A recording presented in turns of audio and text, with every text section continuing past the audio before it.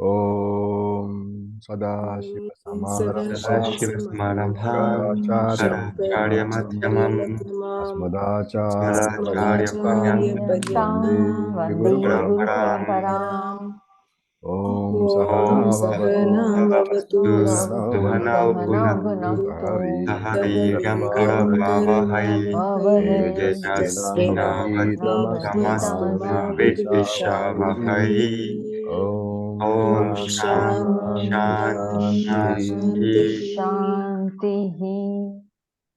So we will continue with where we left off. I think we were on the fifth mantra of Mundaka Upanishad, in case anybody forgotten. And so we will chant that mantra, the fifth mantra. Tatra para rigvedo yajurveda samaveda atharva vedaha. Tatra ऋग्वेदो Yajurveda Samaveda Atharvaveda शिक्षा कल्पो व्याकरण निरुक्तम छंदो ज्योतिषमिति शिक्षा कल्पो व्याकरणं निरुक्तं छन्दो ज्योतिषमिति अथा परायया तदक्षरमधिगम्यते अथ अथापरया तदक्षरमधिगम्यते. So in the last class, we had finished the second line of the mantra, which is Siksha Kalpaha Vyakaranam Niruktam Chando Jyotisham Iti. So the 6 Vedangas we had finished. And of course, in the first line, the 4 Vedas were given. That is the Rig, Yajur, Samaveda, and Atharva Veda. Totally, we have done 4 Vedas plus 6 Vedangas. And the Guru says here, Tatra Apara. These are all the Apara Vedas. These are all Apara Vidya only. But since they are grouped with the Veda, we have to understand that they are also sacred. Vedas are sacred, and therefore this Apara Vidya is also sacred. In fact, for a Vaidika, for a person who follows the Veda, there is nothing called secular. The secular is a peculiar concept. In fact, in India itself, in the constitution, when it was first framed, those who are familiar with the framing, they will remember that the word secular was not there at all. It was inserted later. Why is there nothing secular for us?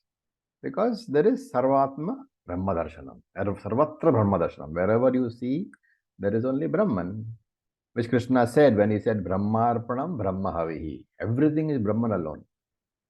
And therefore, if you look at the traditional Sanskrit, you will find that there is no equivalent, there is no English equivalent for the word secular. Of course, if you look at Apte's, for example, the very famous Apte's dictionary, secular is a very, very potent description. When you type in secular into that Apte's dictionary, the word that comes up is samsara. So in the view of even the Sanskrit scholars, secular is equivalent to samsara. To understand this better, we have 2 words which we have been using. One is for worldly and one is for sacred. So we have Laukika Vyavahara. That is, Laukika means all transactions connected with the world. So Laukika.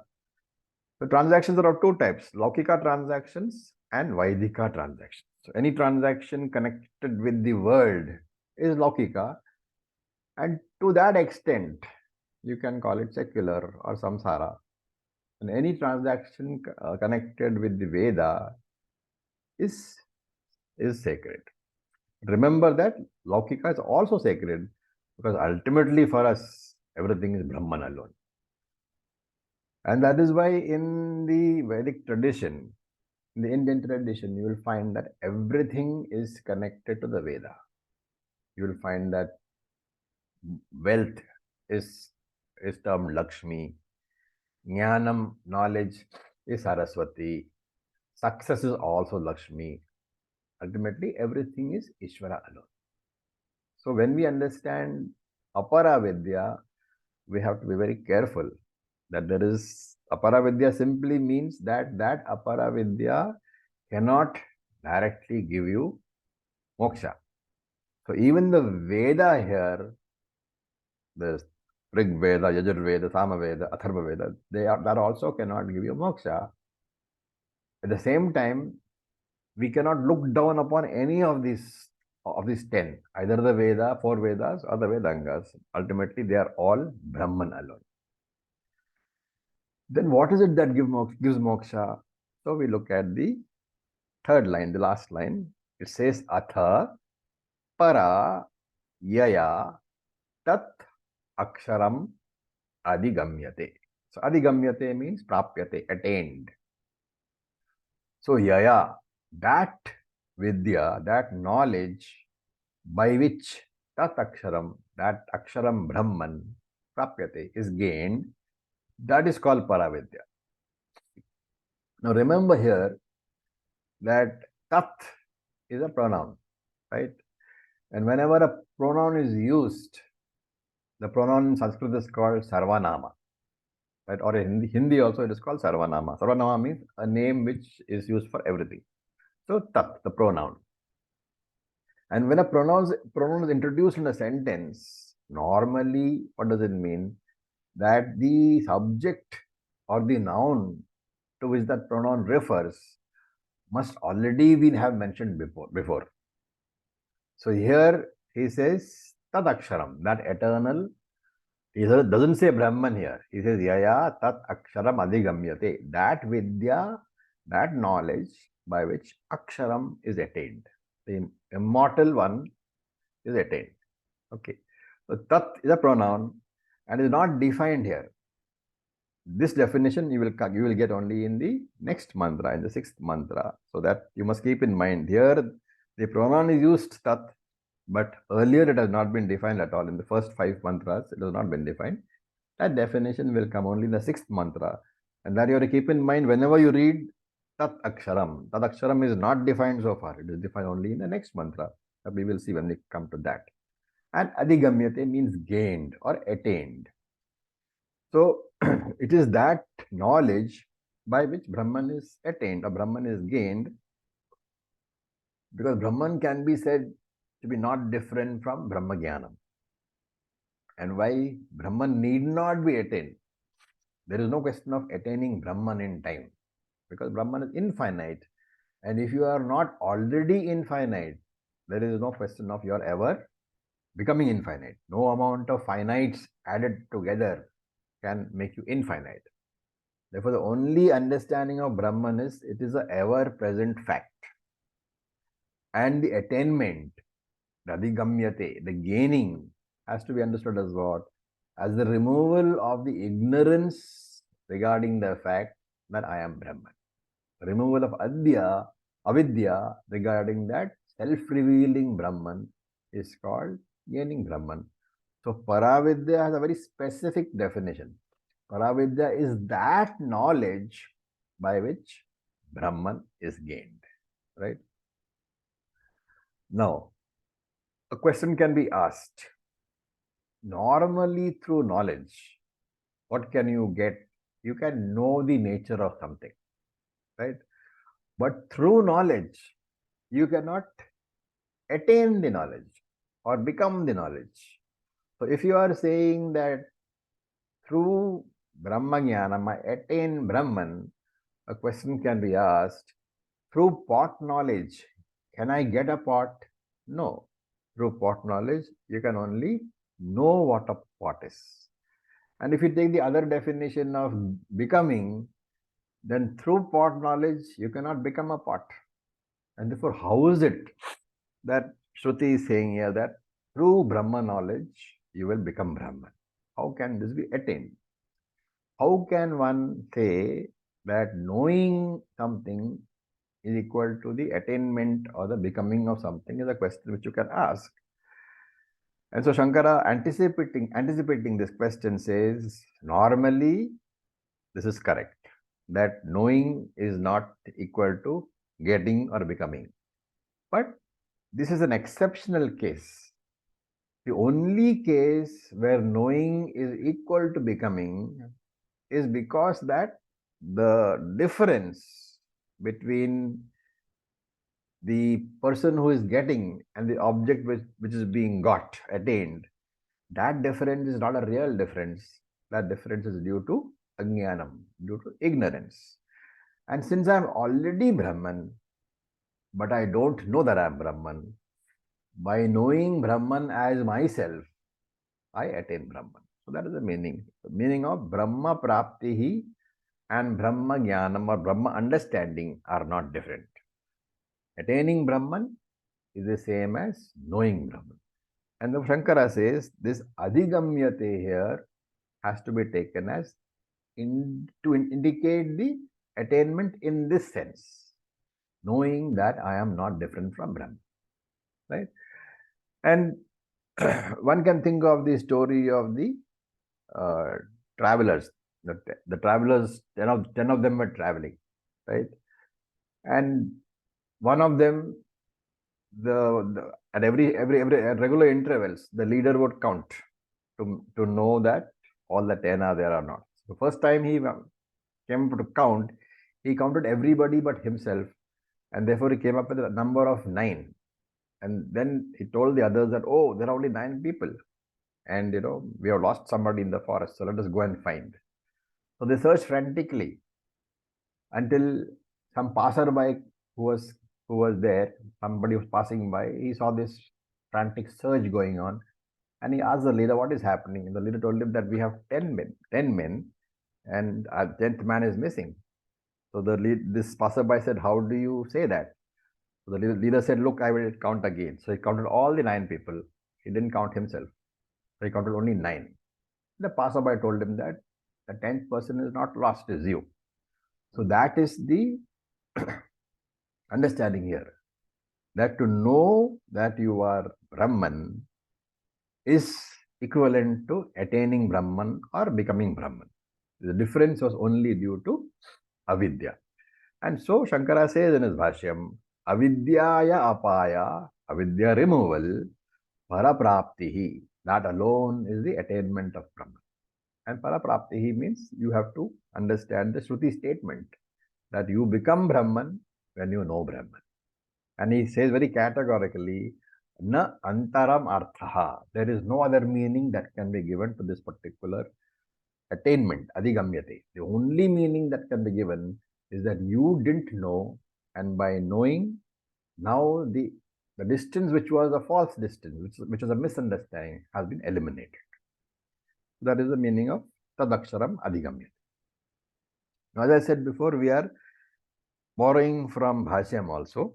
So here, a Purva Pakshi enters and he says, Shruti is saying that the first line he points out, Tatra, among the Para Vidya, the Para Vidya, where is it? It is in the previous mantra, which says Paracha Eva Aparacha. So this Purva Pakshi says that Tatra, among those two, Shruti says that Rig Veda, Yajur Veda, Sama Veda, and Atharva Veda, all 4, they are Apara Vidya. And not only that, it adds Shiksha, Kalpa, Vyakaranam, etc. And it says the Angas are also Apara Vidya. So the entire Veda is Apara Vidya. And therefore, since Veda contains Brahma Vidya, which you say is Paravidya, he says, but he says, Shruti itself says that the entire Veda is Aparavidya. And the Upanishads which contain Brahma Vidya is also part of the Vedas. Therefore, if you are saying that Vedas are Aparavidya, and then you say that no, Brahma Vidya is Paravidya, which is what is said in the last line, Tatha Atha Parayaya Tadaksharam Adhigamyate. So statement number 1 is that all Vedas, including the Veda Angas, are Aparavidya. That is said in the first 2 lines. And the third line is saying Brahma Vidya is Paravidya. So the Purva Pakshi says that, are you saying that Brahma Vidya is outside the Vedas, is external to the Vedas. And so he says Veda Bahya Vidya. Knowledge outside the Vedas, Brahma Vidya becomes. And there is a tradition that it's a very Vedic tradition, anything outside the Veda is to be rejected as Veda Bahyam, something which is not contained in the Veda and therefore not to be considered at all. In fact, in Manusmriti, there is a mantra, there is a sloka which says that Veda Bahya Jnanam, knowledge which is outside the Veda, is Dushta Darshanam, incorrect knowledge, and therefore Nishphalam, absolutely useless. So Manusmriti says very clearly that if there is any knowledge which is found outside the Veda, that knowledge is incorrect and will not bear any fruit. Dushta Darshanam and Nishphalam. And therefore, the Purvapakshi says that if you are saying that Brahma Vidya is outside the Vedas, then you are saying that this Brahma Vidya, this Para Vidya, is Dushta Darshanam and Nishphala Darshanam, is both incorrect and useless. In that case, Brahma Vidya becomes Rig Veda, etc., outside that four Vedas, because you are saying that four Vedas are Para Vidya and Brahma Vidya is Para Vidya. Then how can you say that anything outside the Veda is Para Vidya? This goes against the most fundamental principles. What is that? Veda alone is Pramanam. So anything outside the Veda cannot be a Pramanam. And therefore, if Brahma Vidya is outside the Veda, Brahma Vidya is not Pramanam, how can you therefore call it Moksha Sadhana, a discipline for getting moksha? So, and he gives the example of Buddhism. He says Buddhism cannot survive in India because it is outside Veda. And Buddhism cannot be called Paravidya. It rejects the Veda. And therefore, Buddhism is outside Veda. And therefore, now you are saying that Brahma Vidya is also outside the Veda. What is the conclusion? Brahma Vidya should be rejected. And not only that, all the texts which talk about Brahma Vidya, which generate Brahma Vidya, those texts should also be rejected. And then Purvapakshi brings up one more point. He says, supposing now you change your stand and you say, no, that is not what I meant. I am saying that Upanishad and Brahma Vidya are also included in the Veda. So I am no longer giving it the label of outside Veda. Okay, but I am saying it is inside the Veda only. What is the problem? If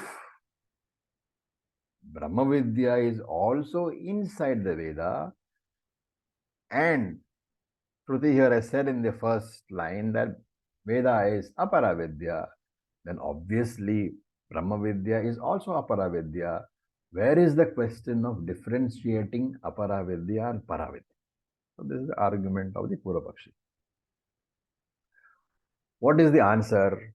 Apara Vidya is part of the Veda, yes. Correct. Shruti does say that Veda is Apara Vidya. But the obvious answer is here, when Shruti talks about Rig Veda, Yajur Veda, Sama Veda, etc., and calls it Apara Vidya, what would be the obvious answer? It talks of Karma Kanda. Shruti is talking only of Karma Kanda.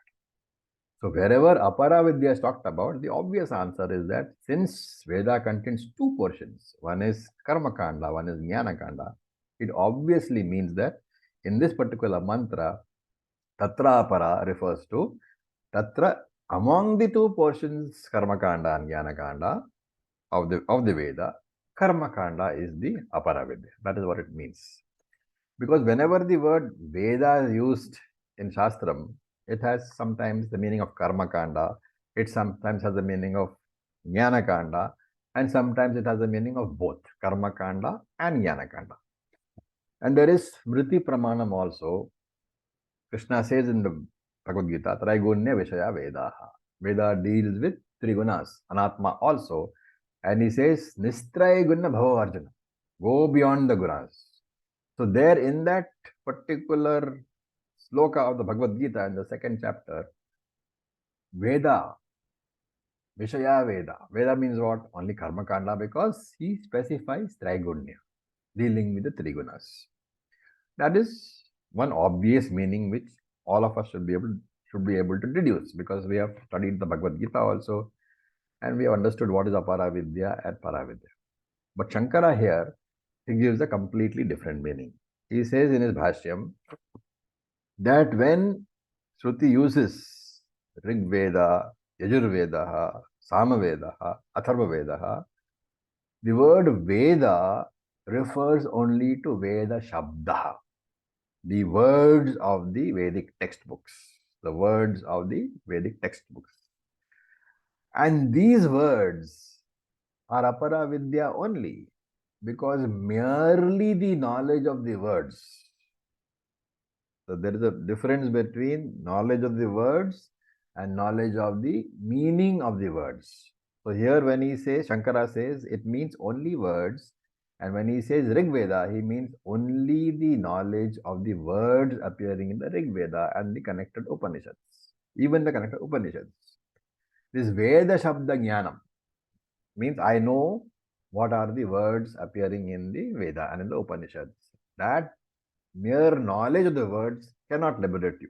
In other words, mere chanting of the Veda, which of course means that you know the words, because without knowing the words you cannot chant. Mere chanting of the Veda cannot give you moksha. That is what it means. How do you know? Otherwise, everybody who chants the Veda without even knowing the meaning would automatically become a Jivanmukta. Therefore, Shankara says that Veda Shabda Jnanam, the knowledge of the words alone of the Veda, even if it is the Upanishads, it will not liberate you. Paravidya is not that. And therefore, knowledge of mere words of the Veda is definitely a Paravidya. But Veda Shabda Artha Jnanam is Paravidya. So, Veda Shabda Jnanam, knowledge of the words alone, is a Paravidya.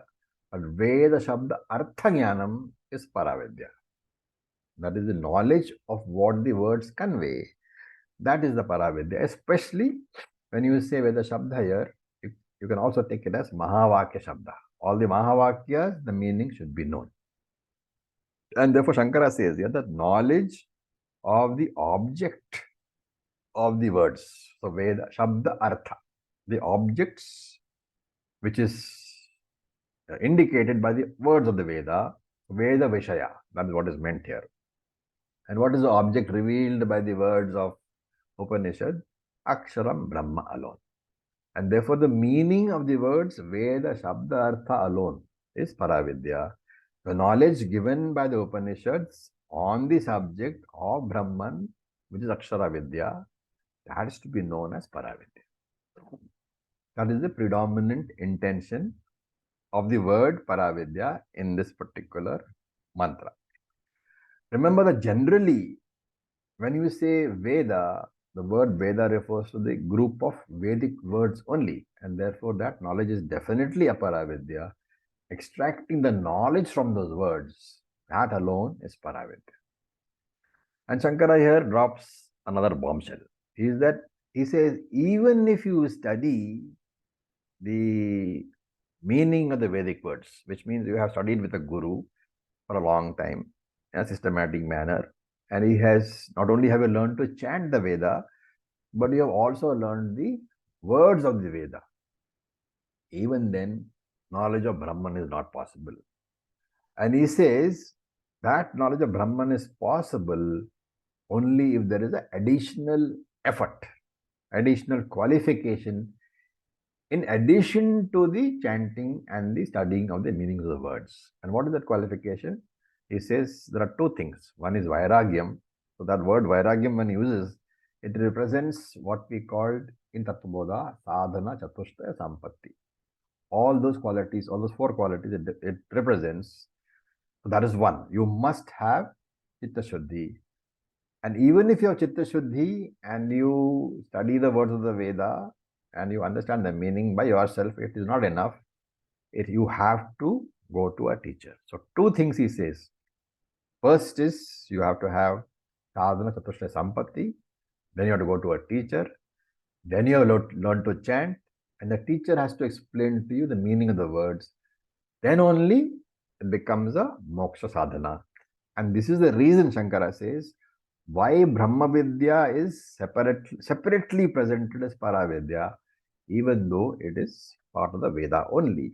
This is the explanation why there are, first line is there, which actually includes Brahma Vidya, and because it says Veda, that's one explanation. If you don't take Veda as only Karma Kanda and you include both, then the third line, Athapara, is just to indicate that even though Brahma Vidya is present in the Veda, the additional effort is required.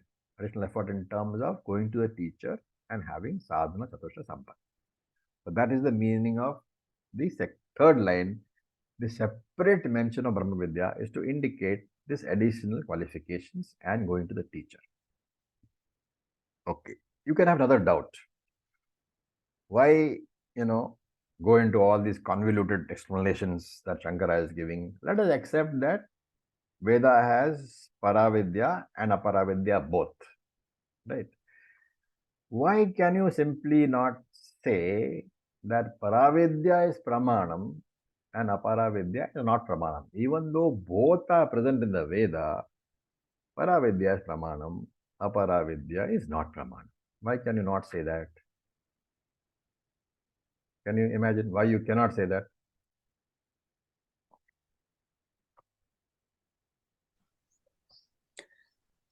Because Veda is only one. Sorry. Yeah. So it will make half the Veda Pramanam and the other half of the Veda not Pramanam. And Swami Dayanandaji very humorously says, is this not similar to saying that half the egg is for hatching and the other half is for making an omelette? So either you accept the whole Veda as Pramanam or you reject the whole Veda as Pramanam. And if you are accepting the Veda as Pramanam, then this meaning has to be given that you have to study the Veda and the Upanishadic mantras. But while you are studying all these mantras, even if you are chanting it, and even if you understood what the mantra says, all that is Aparavidya only. What is Paravidya? Paravidya is the net result of the chanting and the understanding of the words of the Veda. What is the net result? That net result is what we call Akhanda Akara Vritti. It is simply a thought in your mind. That cognition, that vritti, that thought by which you recognize that Aham Brahma Asmi. I am Brahman. Remember that I am Brahman thought is different from I know Brahman thought. And therefore, study of the meaning of the words of the Veda can bring you to the conclusion, I know Brahman. That is Aparavidya only. When enough of study has been done to convert that I know Brahman into I am Brahman, that thought alone is Paravidya. That's a very beautiful explanation. The thought which convinces you that you are Brahman, that thought alone is Paravidya. That thought is beyond the words of Shruti. But it takes place because of Shruti, but it is not in the Shruti. That thought is where it is in your buddhi. That thought alone, which arises in your buddhi, which we call akhanda akara vritti, that thought is paravidya. And until that akhanda akara vritti is generated in your mind, remember that even if you study all the Upanishads with all the bhashyams, paravidya has not taken place. You will just be a scholar, remembering all the mantras in the Upanishad. They may be all there in the intellect, all the mantras. But the question is, has that akhanda akara vritti occurred? If it has not occurred, you are a very great scholar, but you are not a jivan mukta. And even if you have studied only one Upanishad, and this akhanda akara vritti has occurred, then you may not be a great scholar. You may not have read the bhashyam. But you are a jivan mukta because paravidya is that thought, that vritti, by which I understand that I am Brahman. Of course, the vritti requires the words of the Upanishad because it is the words of the Upanishad which generate this particular vritti, this particular thought. But remember that the moksha sadhanam, The primary tool for moksha to occur is not the word of the Upanishad. It is the Aham Brahma Asmi Vritti alone. And therefore Shankara says that when you read Yaya Para, Atha Para Yaya Tadaksharam Adigamyate, after Yaya, you should add Vrittaya. Yaya Vrittaya Aksharam Adigamyate. That is Paravidya. The Yaya has to be qualified by Vrittaya. That thought by which you understand that I am Brahman, that is called Paravidya. Mere words of the Shruti are not Paravidya. It is the Vritti alone which is Paravidya. And that is why in the first line it says Tatra Apara. All the words are Apara. And Atha Yaya Vrittaya Para. When having studied all those words and understood the meaning properly through Shravanam alone, what happens? That Aham Brahmasmi Vritti is generated in my mind.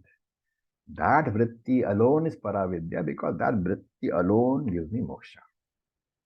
That is the meaning of this particular mantra. It's a very beautiful mantra. And you should always remember this, that unless that Aham Brahmasmi Vritti comes, even mukti is far away.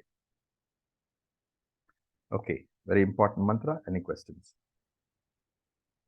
Acharya, Yes, I please. have a question. So we say that the words of the Upanishad, beyond that is the Akhand Akar Vritti, which is Paravidya. Yeah. But the Akhand Akar Vritti is still a Vritti. It is taking place in the intellect. Correct. So isn't the actual beyond the intellect, beyond the Vritti as well? What is moksha is the question. If you are saying that, is it your contention, is your understanding that it is the para with that vritti which makes you Brahman? That understanding, is it that what you're saying? Is it not the vritti which makes me Brahman? Yes, that is what I'm saying. That if I have this Vritti, Aham Brahmasmi, does that Does make that me make you Brahman? Brahman? That's the No, question. it does not. It does not Why make does me it not? Brahman. Because that Vritti still exists as an understanding. Correct. It is not an assimilation yet. Yes. But are you Brahman or not? Yes. So there's no need to make you Brahman. And therefore the vritti has no need to make you Brahman. The vritti only has to make you understand that you are already Brahman. Once having understood that, that vritti can go away. There's no problem. Okay. I think. Okay. I hope that is clear. That the vritti does not make you Brahman. The vritti does not give you moksha. The vritti does not make you Jivan Mukta. You are already all of these. The vritti simply reveals that you are Brahman, you are Jivan Mukta. That having revealed that, that is never going to be forgotten again. Right, I get it. So essentially, the Shruti has revealed to us the Vritti of Akhand No, Akar Shruti Brahman. has generated the vritti in your mind. Because of the Shruti saying again and again that you are Brahman, and you being convinced that now that conviction has come by way of the vritti. That vritti is definitely anatma because it is in the mind. Right. But there is nothing, there is no rule that anatma cannot reveal, Paramatma. Get to that. Thank you. Okay. Any questions? Fine. Om Then Acharya, yes, John. what is the meaning of para and apara in Sanskrit? Para means the superior one. Apara means the inferior one. Okay, thank you. Okay. Now we will look at the sixth mantra, which is the definition of Brahman. Very, very famous mantra. We will chant. Yat tadadreshyamagrahyamagotramavarnam. यद्दृश्यमग्राह्यमगोत्रवर्णम् Yat tadadreshyamagrahyamagotramavarnam. अवर्णम्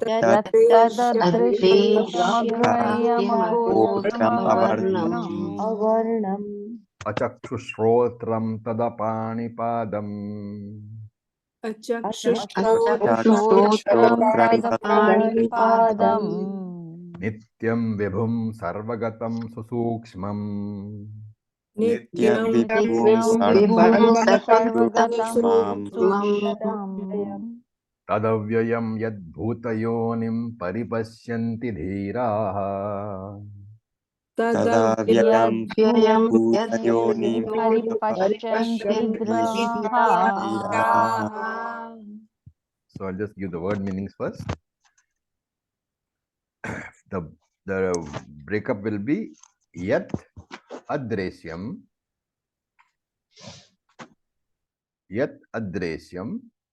agrahyam, agotram, avarnam. So yat,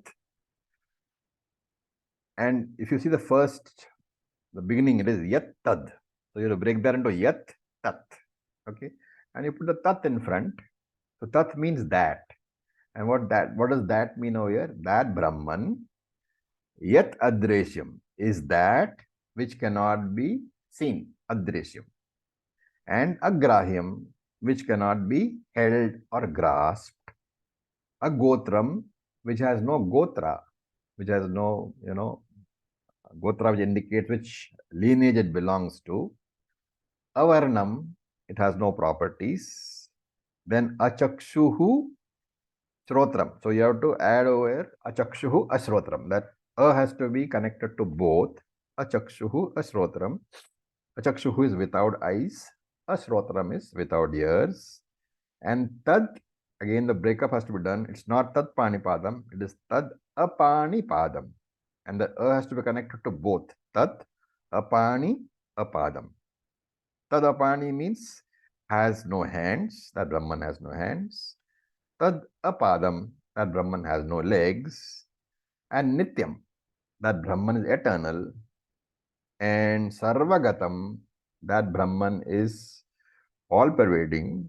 And vibhum, vibhum also means all pervading, but here the meaning given is which multiplies. So that I'll explain when we do the actual words.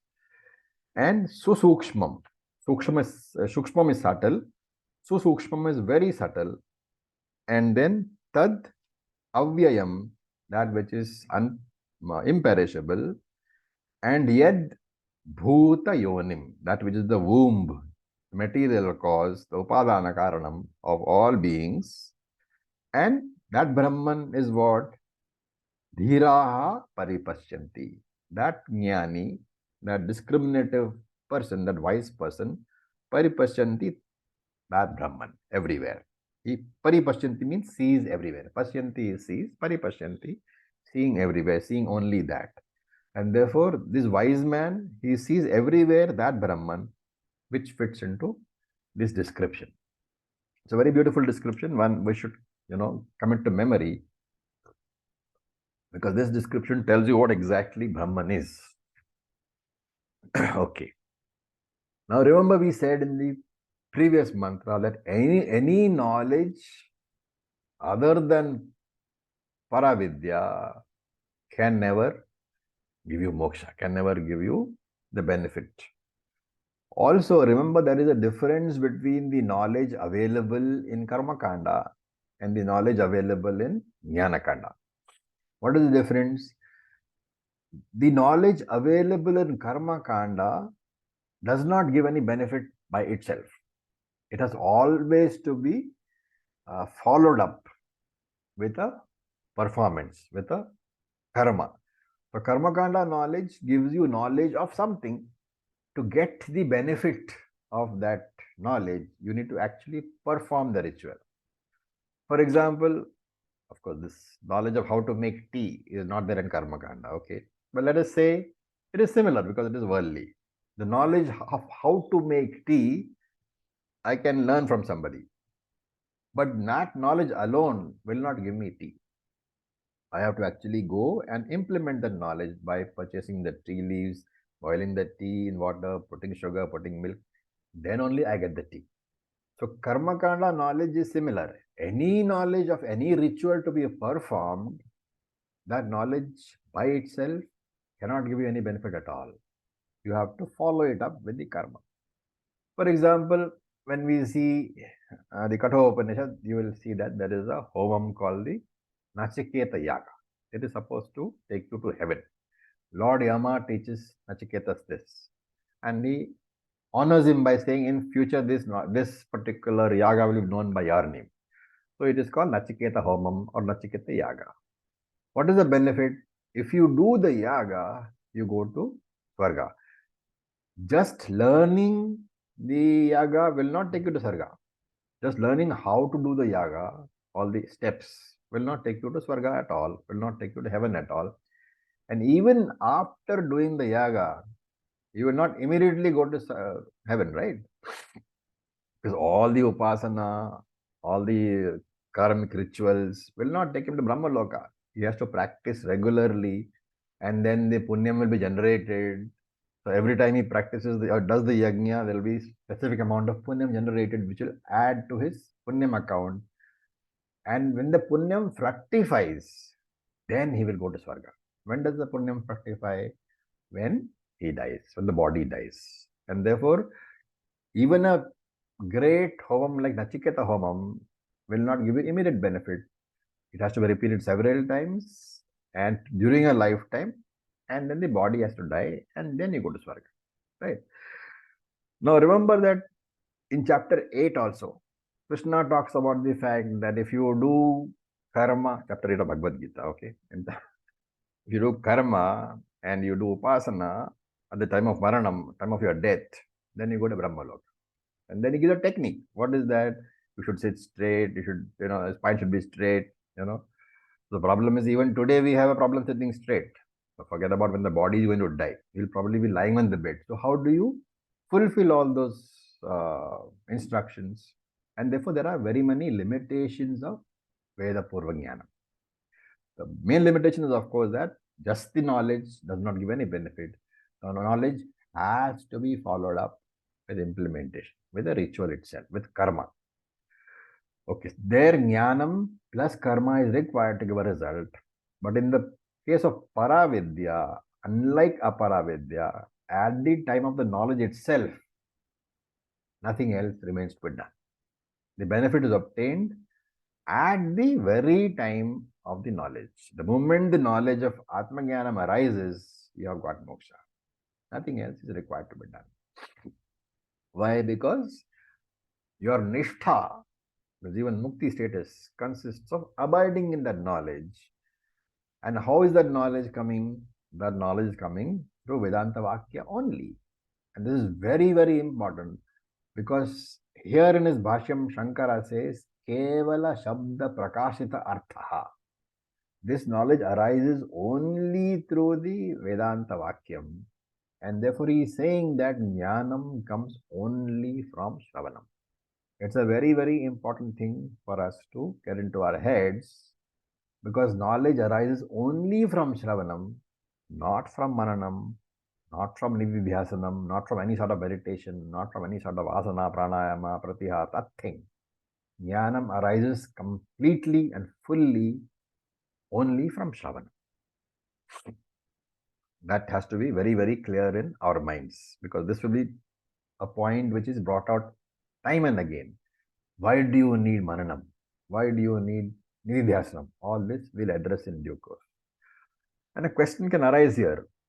If Jnanam arises in Shravanam, then as I said, why do you need Mananam? Why does Veda talk about Mananam? Why does Veda talk about Nididhyasanam? Again, I will repeat. Shravanam alone gives you Jnanam. Mananam is for the removal of obstacles to abidance in that knowledge, known as Jnana Nishtha. Nididhyasanam also is in term of removing obstacles, known as Viparita Bhavana, which prevent you from being a Jnana Nishtha. No additional knowledge is gained or required to be gained from Maranam or Nididhyasanam. And that is why Shankara says Brahma Vidya is very, very different from Apara Vidya. It's a very, very important mantra of this Upanishad. And therefore, it's a very abstract mantra. Taittiriya Upanishad defines Brahman as Satyam Jnanam Anantam Brahma. Every Upanishad, therefore, you will find that focuses on some word or the other. If you say Satyam, Brahman is being defined as the existence principle. If you say Jnanam, Brahman is being defined as a consciousness principle. Let us say we are defining Brahman as Satyam. When we experience any object, you can say there is a glass, right? So the glass can be replaced by any object. There is a glass, there is a pen, there is a book, there is a tree. What is common? There is. Usually, when we say there is a glass, your mind focuses on the glass. Or there is a tree, your mind focuses on the tree. But Shastra is telling you, don't focus on the object, but focus on the earlier words, there is. Because in all the objects that you can think of, objects are different. What is common? There is. There is this common. This isness is common to every object in creation. So what do you mean? What does Shruti mean when it says is? What is the meaning communicated by the word is? The answer is the word is reveals the existence of something. Is equal to existence. It is revealing existence. That is why when something is not there, for example, there is no glass on the table. What do you say? The glass is not there. Even the absence of the glass is being associated with existence. Thus, association of existence with everything and being, and since every object includes living beings also, non-living beings also, since every object is very firmly associated with existence, Shruti says, ask yourself the question, what is the relationship between an object and existence? So is existence a part of the object, or is existence produced by the object? Is it a product of the object, or is existence a property of the object? These questions we should ask. And if you inquire, you will see that you cannot say that existence is any of these three. And based on the answer to these three questions, existence is not a part of the object, existence is not a product of the object, existence is not a property of the object, we come to 5 features of existence. Existence is not a part, not a product, not a property of any object. Existence is an independent entity which pervades every object in the universe. And what does it do? It lends existence to them. The job of existence is to lend existence. How does it do that?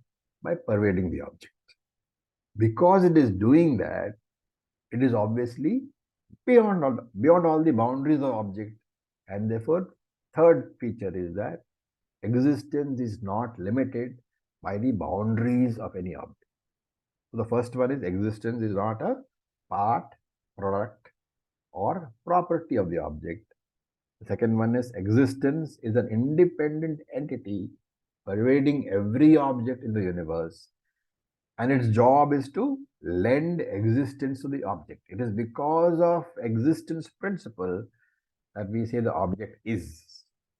The third one is because it is doing that, because it is pervading every object, existence cannot be said to be limited by the boundaries of any object. And because of that, since the object, or since existence is not limited by the boundaries, when the object is destroyed, existence will continue to exist because it is not dependent upon the object. And this surviving pure existence, you cannot say it is. It is not available for your transaction because there is no medium through which you can recognize that existence. You can recognize existence only when there is an object. This pure existence is what is called Satyam. Okay. You take the example of a moon on, let us say, Paurnami night. There's a very, very bright moon.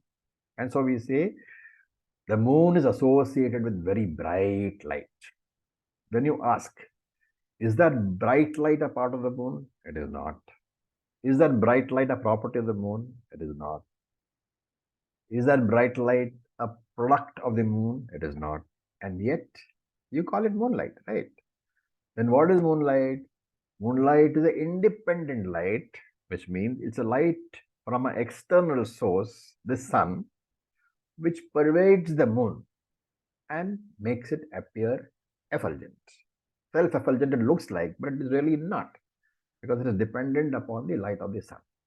So, and the third one is that light restricted to the boundary of the moon? No. That light is not limited by the boundaries of the moon. And therefore, even when the moon disappears, that light will continue to exist. The only thing is when the moon is gone, and I cannot see the moon, I cannot recognize that light, because the reflection is no longer available in the absence of the reflecting medium. So, extracting from that, he says, Yat Tad Adreshyam. That Brahman, that pure existence is everywhere. But Adreshyam, it is not visible to the sense organs. So Adreshyam here is an Upalakshanam. Upalakshanam is what? A generic term which represents an entire class. So Upalakshanam for what? Adreshyam means related to the eyes, which cannot be seen. Right? But here it's Upalakshanam for all the Indriyas, for all the sense organs.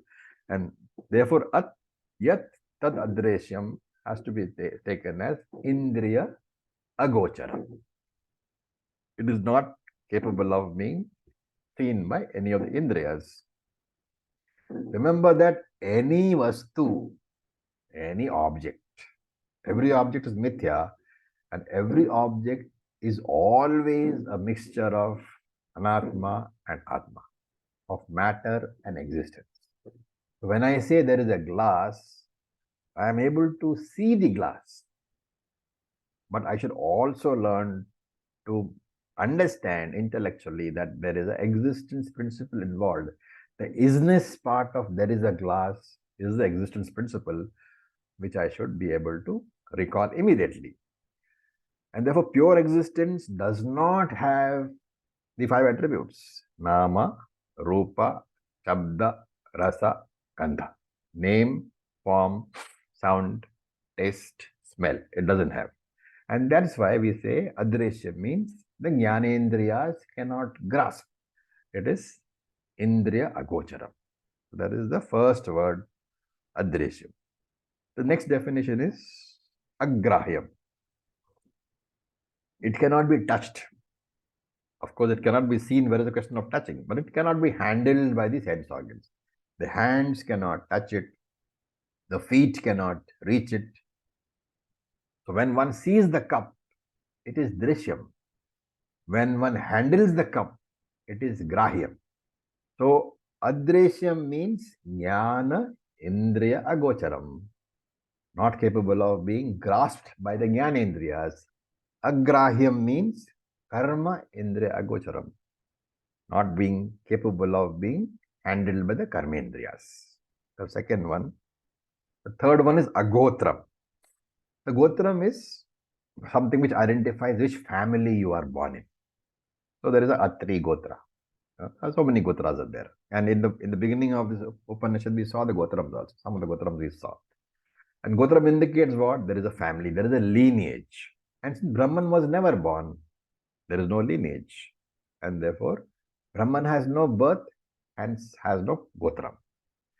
And Shankara adds very potently here, Agotram can be taken as having no cause, Karana Rahitam.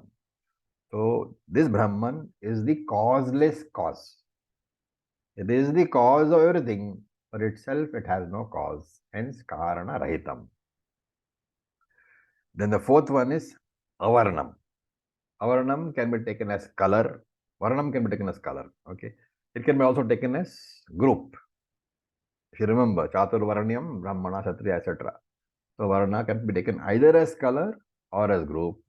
And here too, you can either take it as Brahman is colorless. You cannot see it obviously, it's colorless. Or you can say it has no group attributes based on group, like birth, qualities, actions, guna karma. All that is not there in Brahman. And Shankara adds over here that you can also say that Varna means the attributes of the body like height and weight. So you have to add, you have to understand that Brahman has no height and has no weight. You cannot say Brahman is so tall or Brahman is so heavy. That is one more meaning. Essentially meaning that you cannot recognize Brahman at all through any of the either the karmendriyas or the jnanendriyas. Okay. The next one is achakshuhu ashrotram. Without eyes and without ears. Now, there's a very subtle difference between this particular set of words and the earlier set of words. What are they? Earlier we said adreshyam, agrahyam, agotram, avarnam. And now we are saying achakshu shotram. What is the difference? Upanishad class. You have to think.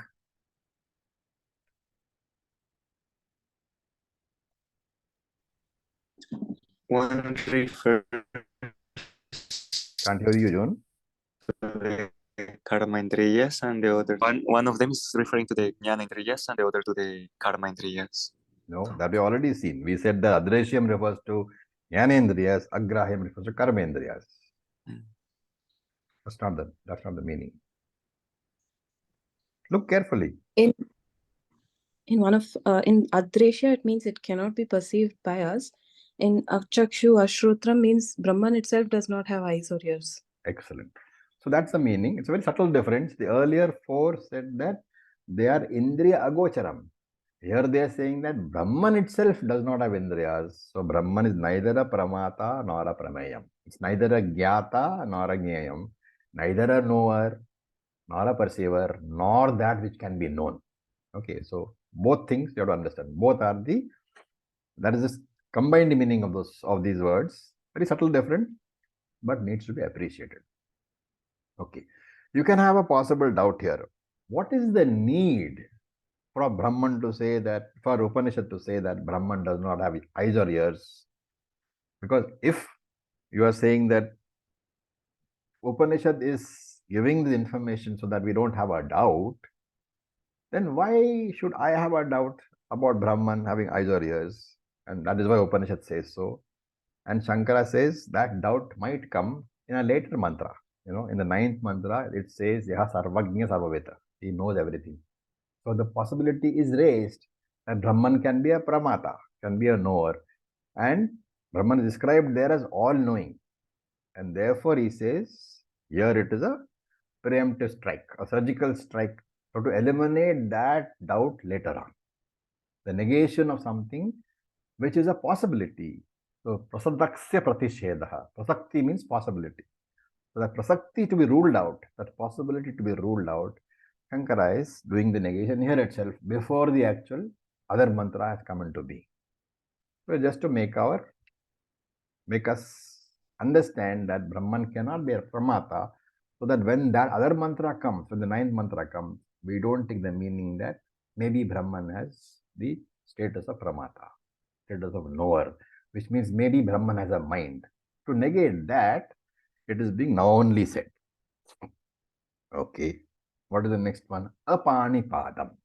Apani apadam. Means pani is hands, padam is legs, and therefore karmendra rahitam. Brahman does not have hands or legs, and therefore what? Cannot do any action. Is akarta. Right? Remember that earlier eyes and ears, so jnanendra rahitam, now hands and legs, karmendra rahitam. So those two taken together represent what? In terms of your sukshma shariram, these jnanendriyas and karmendriyas are there. So it can be taken as an understanding that Brahman is not in any of the five. Brahman, not any of the five koshas, not in any of the five koshas, but Brahman cannot be said to be any of the five koshas, and therefore it is not the Antakarana also, and therefore it is not a Jnanendriyas, it doesn't have, Karmendriyas, it doesn't have. Not only is it not a knower, it is not a doer also. Therefore, Brahman is neither the subject of knowledge nor the subject of action. So with this, we'll stop here. There are still a few adjectives. They need to be explained in detail. So we'll do it in the next class. Any doubts? Next class, we'll start with Nityam. Acharya. Yeah. So in the previous verse, we talk about that the Akhanda Kara Vritti has to be generated in order to attain moksha. In order to, we should refine the judgment now. In order to know that you are already free. Yes, in order to know that I am already free. So this Akhanda, like we do Shravana, Mananam, to generate this Akhanda Kara Vritti. No. It is only out of Shravana. Out of Shravana. Yeah. And this Akhanda Kara Vritti is through the process of Shravanam. Only. It's generated one time. Shall we keep also like it is just one time in that it occurs and it's all done, or shall we cultivate it and generate this vritti one knowledge over and once known is known. Yeah. You may be forgetting it, and therefore to keep reminding yourself of that, you could nididhyasana. But you cannot say that it will be generated again. Okay. So once the it's job done, of Shravanam is over once you have Akhanda Akara Vritti. Okay. Thank you, Acharya. And to abide in that vritti, that's nididhyasanam, to become a nishta. Nididhyasanam is for various other things. We'll discuss in detail. Yes. The knowledge is generated only by Shravanam. Once. With nididhyasana, we Mananam remove and have completely different objectives. Yeah, to remove the thinking patterns and the doubts. Okay, thank you, Acharya. Okay, this will stop here. Om Purnamadav Purnamidam Purnat Purnamudachyate Purnasya Purnamadaya Purnamevavashishyate. Om Shanti Shanti. Om Tat Sat. Om Namah Shivaya. Thank you.